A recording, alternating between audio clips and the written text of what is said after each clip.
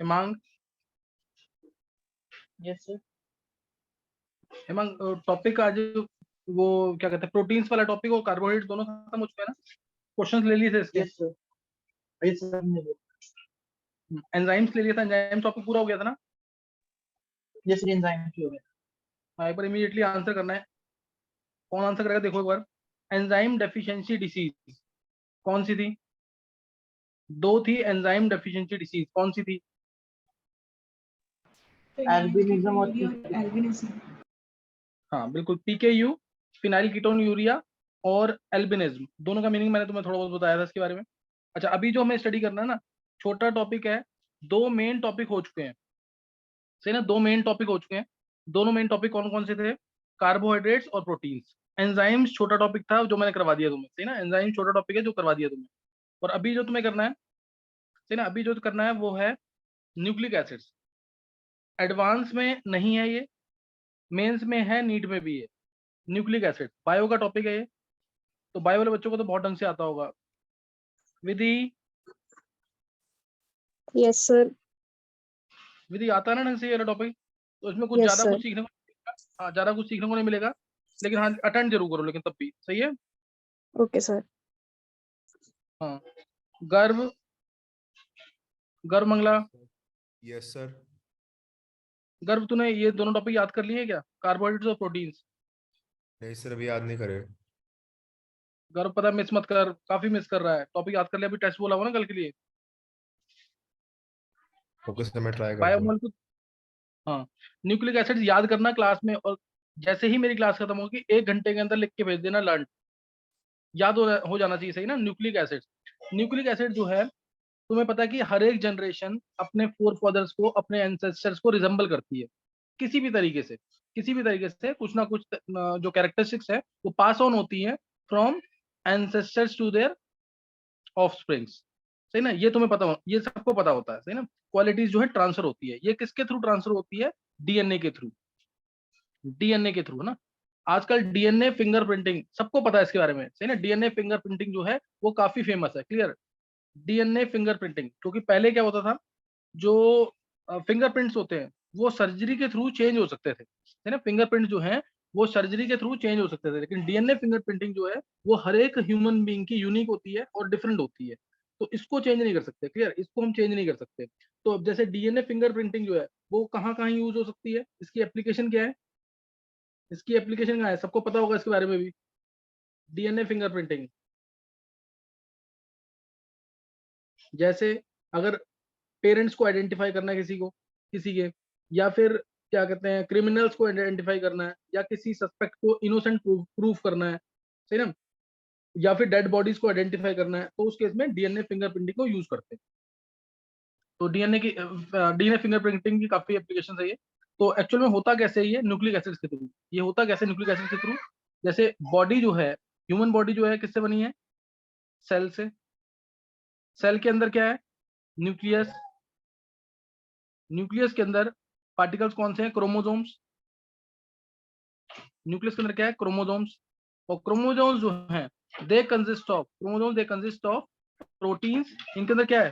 Proteins. इनके अंदर क्या? Proteins plus another class of biomolecules which is called as nucleic acid, जो हमने पढ़ना है, सही ना? Another class of biomolecules nucleic acid, जो हमें पढ़ना है। क्लियर है कि नहीं ये? और ये दो तरीके का है, deoxy ribo nucleic acid, ribo nucleic acid. Deoxy ribo nucleic acid DNA, और एक राइबो न्यूक्लिक एसिड। तो ये यहाँ से अब टॉपिक स्टार्ट हो रहा है।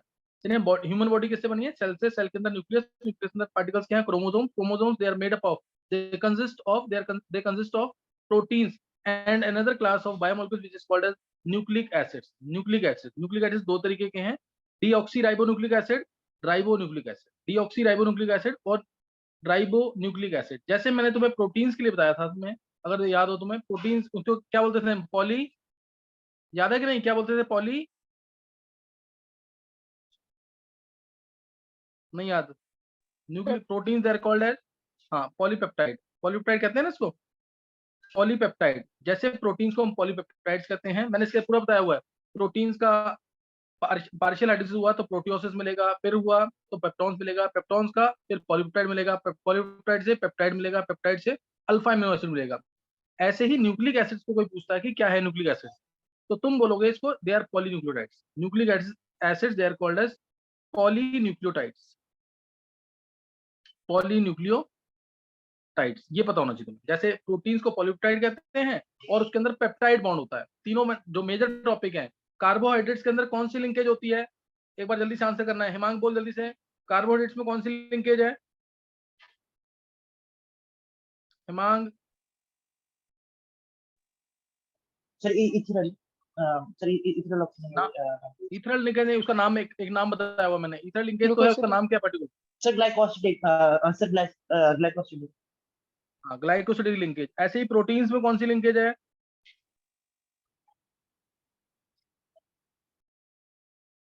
तुम फास्ट बोलो, बहुत टाइम लगा रहे हो। पेप्टाइड बॉन्ड होता है ना प्रोटीन्स में पेप्टाइड बॉन्ड। ऐसे ही न्यूक्लिक एसिड्स में किसी को याद है, मैंने एक बार नाम बोला था सिर्फ, इसके अंदर कौन सी लिंकेज होती है न्यूक्लिक एसिड्स में? मैंने सिर्फ एक बार नाम बोला हुआ है। न्यूक्लिक एसिड्स में कौन सी लिंकेज है? विधि तुम बोलो, विधि। Sir phosphodiester. बहुत अच्छे। फॉस्फोडाइएस्टर लिंकेज होती है न्यूक्लिक एसिड्स के अंदर, फॉस्फोडाइएस्टर लिंकेज। वो कैसे आएगी वो मैं तुम्हें बताऊंगा अभी। अब यहाँ पे देखेंगे nucleic acids. Clear? Nucleic acids they are called as polynucleotide, इन्हें कहते हैं polynucleotide, which consists of large number of nucleotides, और न्यूक्लियोटाइड जो है, न्यूक्लियोटाइड ये तीन चीजों से मिलकर बनता है। ये तीन चीजों से मिलकर बनता है। एक है बेस, एक है शुगर, बेस शुगर, और एक है phosphate unit. Base sugar and phosphate unit. Clear? Nucleotide consist of base sugar and phosphate unit. एक टर्म में आगे बोलूंगा अभी, जिसे बोलते हैं न्यूक्लियोसाइड। न्यूक्लियोसाइड, उसमें न्यूक्लियोसाइड है ना, तो उसमें दो ही चीजें हैं, बेस और शुगर। बस इतना भी ध्यान रख लो, आगे बताऊंगा अभी। न्यूक्लियोसाइड में दो ही चीजें हैं, बेस और शुगर। ऐसे याद रख लो, फॉस्फेट को साइड कर दिया, फॉस्फेट को साइड कर लिया, इसलिए न्यूक्लियोसाइड। न्यूक्लियोसाइड में बेस और शुगर है, लेकिन nucleotide consist of base sugar and phosphate unit. Clear? Base sugar and phosphate unit. अब बेस जो है, ध्यान देंगे, बेस दो तरीके का है। बेस दो तरीके का है, प्यूरिन्स और पायरिमिडीन्स। प्यूरिन्स और पायरिमिडीन्स, बेस इन दो तरीके का है। याद करना है साथ साथ ये। Nucleic acids they are called as polynucleotides. Polynucleotide के अंदर न्यूक्लियोटाइड है। न्यूक्लियोटाइड जो है it consist of base sugar and phosphate unit, base sugar and phosphate unit. सही है? और फिर बेस दो तरीके का बताया मैंने तुम्हें, प्यूरिन्स और पायरिमिडीन्स। प्यूरिन्स और पायरिमिडीन्स। प्यूरिन्स जो है डबल रिंग स्ट्रक्चर होते हैं, याद करना तुम्हें ये।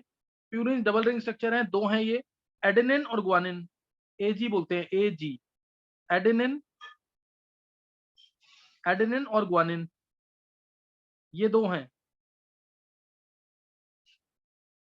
Adenine guanine. और पायरिमिडीन सिंगल रिंग स्ट्रक्चर है, सिंगल रिंग स्ट्रक्चर है, और वो सिंगल रिंग भी इनकी डबल रिंग में से ली गई है, 6 मेंबर की। इसमें 3 है, कट वर्ड से याद कर लेना, कट से, CUT से या UT से, कट से। साइटोसिन, साइटोसिन, यूरेसिल, थाइमिन, ये 3। तो बेसिस के बारे में तुम्हें पता होना चाहिए। बेसिस दो तरीके के हैं, प्यूरिन्स और पायरिमिडीन्स। प्यूरिन्स दो तरीके के, एडेनिन और ग्वानिन। AG, ए से डिनोट करेंगे उसको, G से, ये C से, ये U से, और ये T से। क्लियर है कि नहीं है? AG डबल रिंग स्ट्रक्चर है, CUT ये क्या है, single ring structure. Clear? AG है डबल रिंग स्ट्रक्चर और CUT है सिंगल रिंग स्ट्रक्चर। किसको स्ट्रक्चर्स याद है इसके? इनके स्ट्रक्चर्स भी करने हैं, पूछ सकते हैं। आजकल मेंस में कुछ भी आ सकता है। मेंस के जो पेपर है उसमें स्ट्रक्चर्स, जैसे अमीनो एसिड के 20 के 20 स्ट्रक्चर तुम्हें याद करवाए हैं, ऐसे ही ये भी याद कर लेना। वो ज्यादा इंपॉर्टेंट है, ये कम इंपॉर्टेंट है, लेकिन ये भी पूछ सकते हैं। किसी को याद है स्ट्रक्चर्स क्या? ये इस पार्ट को याद कर लेना। अभी मैं पहले शुगर रख देता हूँ। शुगर दो तरीके का है, शुगर जो है दो है, ये मैं तुम्हें बता चुका हूँ पहले ही। एक बीटा डी माइनस राइबोस, और दूसरा beta 2 deoxy D minus ribose. एक बीटा डी माइनस राइबोज और beta 2 deoxy D minus ribose. ये वाली शुगर जो है आरएनए में प्रेजेंट होती है, और beta 2 deoxy D minus ribose ये प्रेजेंट होती है डीएनए के। ये डिफरेंसेस भी हैं डीएनए आरएनए में, यहीं से बनते हैं differences. Beta D minus ribose ये शुगर प्रेजेंट है आरएनए के अंदर, और beta 2 deoxy D minus ribose ये आरएनए के अंदर प्रेजेंट है। एडेनिन और ग्वानिन एजी यानी प्यूरिन्स, एजी यानी प्यूरिन्स, सी टी, एजी सी और टी ये प्रेजेंट है डीएनए के अंदर। ये 4 बेसिस प्रेजेंट है डीएनए में। टी की जगह अगर यू आ जाए, ए जी सी और यू ये 4 बेसिस, एडेनिन ग्वानिन साइटोसिन और यूरेसिल ये प्रेजेंट है आरएनए के अंदर। यानी डीएनए और आरएनए में कौन से बेस का डिफरेंस है? थाइमिन की जगह यूरेसिल आ जाएगा, थाइमिन की जगह यूरेसिल आ जाएगा। ए जी सी टी डीएनए में, ए जी सी यू आरएनए में, सही ना। अब इसमें एक बार शुगर के स्ट्रक्चर तो तुम यहीं देख लो। शुगर, हाँ किसी को याद है ये आरएनए का और डीएनए का शुगर का स्ट्रक्चर? ये मैंने तुम्हें कार्बोहाइड्रेट्स में बताया हुआ एक बार, क्या किसी को भी याद है ये? CHO, सर CHO CHOH होल राइस CH2OH और दूसरे में वो HH हो जाएगा। बहुत अच्छे, बिल्कुल सही है, बिल्कुल सही है। ये स्ट्रक्चर मैंने तुम्हें बताया था, अगर तुम्हें याद हो तो। C बॉन्ड OH, फिर HOH HOH HOH CH2OH। This is the structure for D minus ribose. D minus ribose का स्ट्रक्चर है, और इसका साइक्लिक फॉर्म में स्ट्रक्चर तुम खुद बनाओगे। इलेक्ट्रॉन ये मैंने तुम्हें सिखाया हुआ है, ये इलेक्ट्रॉन लेके गया, ये वाला ऑक्सीजन इसको लोन पेयर देगा, याद आया कुछ नहीं है? ये इलेक्ट्रॉन देगा तो 5 मेंबर की रिंग बनेगी इस तरीके से, ये रिंग बन जाएगी। और क्योंकि बीटा है, क्योंकि वर्ड क्या है बीटा, ये बीटा वर्ड है ना, इसलिए OH ऊपर आएगा, H नीचे, नीचे HOH, फिर HOH, बल्कि ग्रुप ऊपर लास्ट वाले में HCH2OH, HCH2OH। This structure of beta D minus ribose, beta D minus ribose, beta लिखा है ना, साइक्लिक स्ट्रक्चर बनेगा और OH पहले कार्बन पे ऊपर रहेगा। ये मैंने स्ट्रक्चर बनाना सिखा दिया तुम्हें कार्बोहाइड्रेट्स के अंदर, बीटा डी माइनस राइबोज, लेकिन तुम्हें याद करना है एज इट इज। ये जो शुगर है ये प्रेजेंट होती है आरएनए के अंदर, ये शुगर प्रेजेंट होती है आरएनए के अंदर। अब डीएनए में जो शुगर है, डीएनए में जो शुगर है वो याद करना बहुत इजी है। मैंने क्या बोला?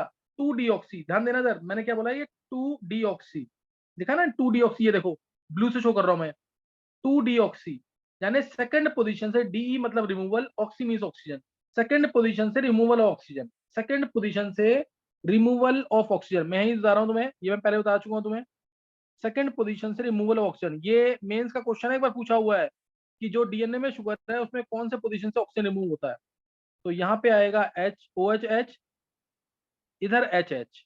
सेकंड पोजीशन से क्या किया? ये 1 है, ये 2, ये 3, ये 4 और ऊपर 5, ये 1, ये 2, ये 3, ये 4, ये 5। तो सेकंड पोजीशन से रिमूवल ऑक्सीजन कर देना। तो ये जो शुगर है beta 2 deoxy D minus ribose, this is the sugar which is present in DNA.